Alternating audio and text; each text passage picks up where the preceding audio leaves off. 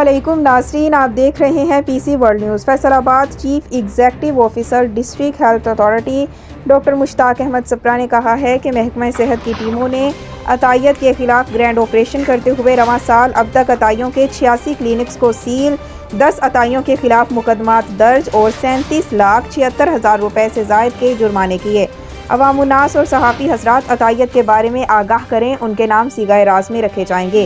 ہمارے senior reporter Mirza Haroon کی تفصیلات کے مطابق یہ بات انہوں نے ڈی ایچ او آفس کے کمیٹی روم میں میڈیا بریفنگ کے دوران کہی۔ اس موقع پر district health officer doctor Bilal Ahmed, deputy district health officer doctor عطائیوں اور دیگر افسران موجود تھے۔